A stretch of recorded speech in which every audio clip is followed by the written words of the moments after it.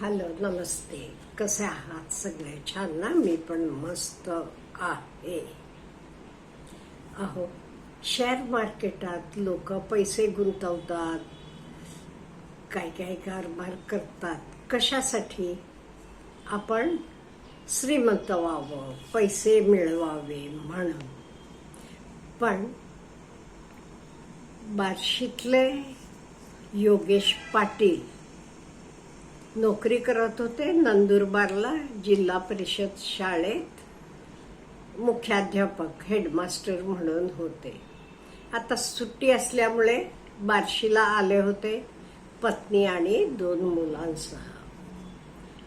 ते शेअर मार्केटमुळे खूप पैसे त्यांचे गेल्यामुळे जवळजवळ 1,80,00,000 स्वतःला तर संपवलंच, त्याचे आधी बायको मुलांना पण संपवलं. मुलांना विष दिलं, बायकोला विष दिलं आणि स्वतः मात्र फासावर चढून जीव दिला. खूप दुःखाची आई आहे त्यांची. आईवर काय झालं असेल हो. आईचे डोळे समोर आपला मुलगा, सून, नातवंड. आणि इथे ह्या माणसाला शिक्षण नाही का? सुशिक्षित होते, मुख्याध्यापक म्हणून नंदुरबारला काम करत होते. आता सुट्टी म्हणून बार्शीला आलेले होते. आता शेअर बाजारात एवढं नुकसान होईपर्यंत आपण राहायचं का? किंवा कुठली गोष्ट बार्शीच्या जवळ हट्टी हे गावात घडलेली घटना आहे. माणसानं असं वागायचं बरोबर आहे का? बायकोचं, त्या मुलांचं, छोटे मुलांचं काही चुकलं हो. त्यामुळे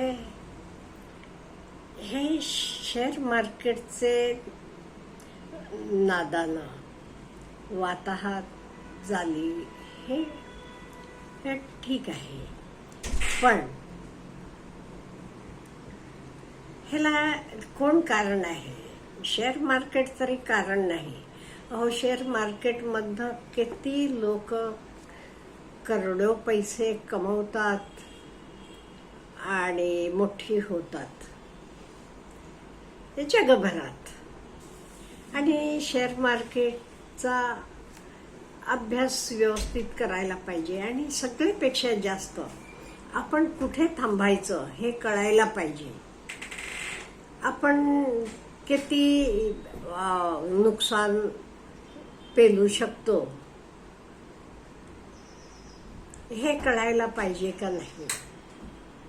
ते व्यवस्थित रीतसर चिठ्ठी पण लिहून ठेवलेली आहे आणि पोलीस आहे ते चिठ्ठीच्या आधारे सगळं त्यांची एन्क्वायरी चाललेली आहे. पण कोणी माणसानं असं करायचं का? हे बघा, पैशाचं नुकसान झालं की तर परत फेडू शकतो की? काहीतरी मार्ग असणार ना. जीव गेला की ते काही परत येणार नाहीये एवढं तरी कळायला पाहिजे का नाही? जीव गेला की काही परत येणार नाहीये. पैशाचं नुकसान आपण भरून काढू शकतो. हे कशामुळे घडते असं मला वाटते? माणसाकडे कॉन्फिडन्स नाहीये. चॅलेंजेस पेलायचं आपल्याला तेवढी ताकद नसली तर तेवढी आपण उडी मारायची नाही ना. केवढ्या मी पेलू शकते तेवढीच उडी मी मारायला पाहिजे.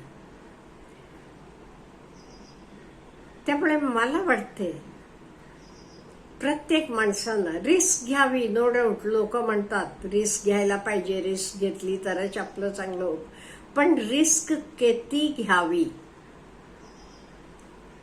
ह्याचं पण काहीतरी नियोजन पाहिजे का नाही. आता ते लोकांकडनं पैसे घेतले असतील हे, त्यामुळे हे सगळे शेअर मार्केटमुळे त्यांना लॉस झाल्यामुळे हे मी कसे परत फेडणार, हे त्यांचे डोक्याला विचार आले असतील.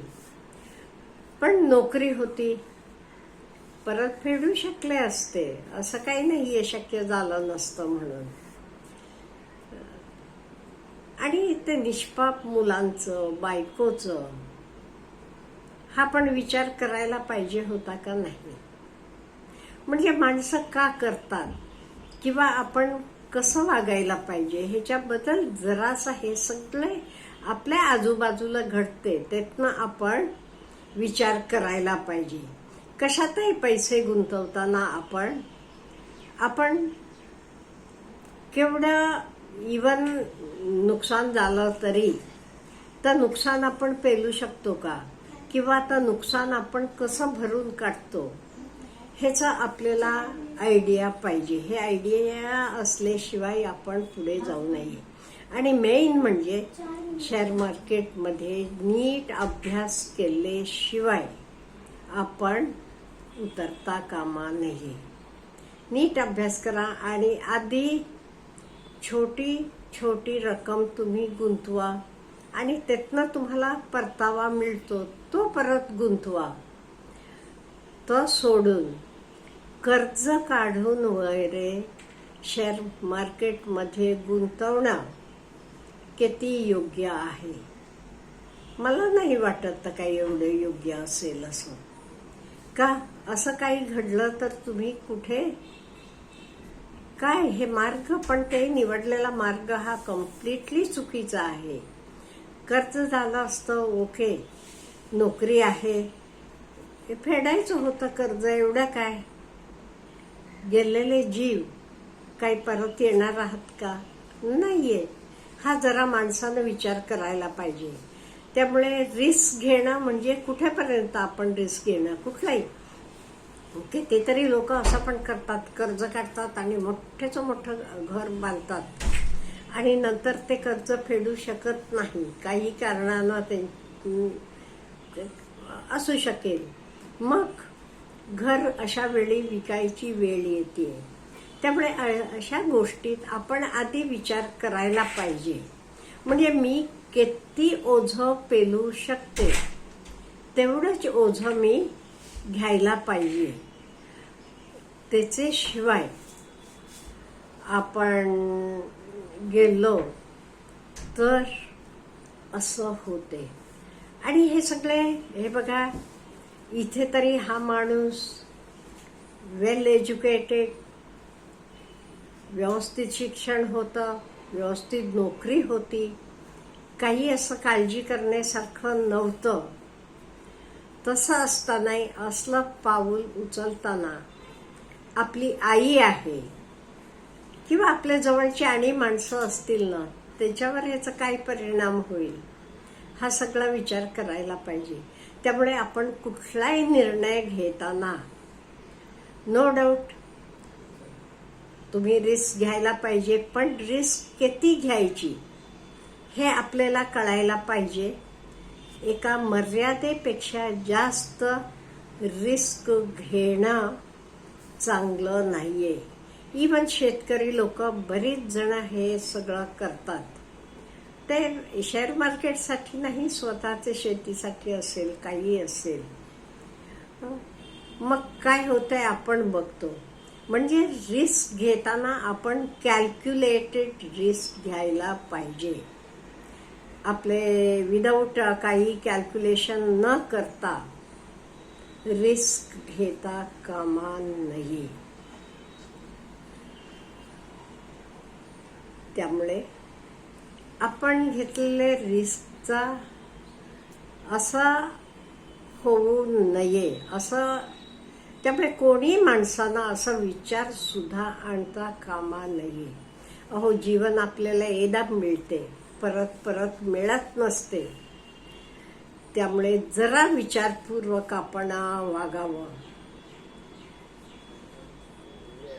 आपल्याला काय म्हणायचं आहे आता सोलापूर जिल्ह्यातला बार्शीतले माणसं आहेत ही, हट्टी ह्या गावातली. आणि आई आहे अजूनही त्या सरांची. आईवर काय घडला असेल आपण विचार करू शकत नाही. त्यामुळे रिस्क घ्या, पण कॅल्क्युलेटेड रिस्क घ्या. Have a good day.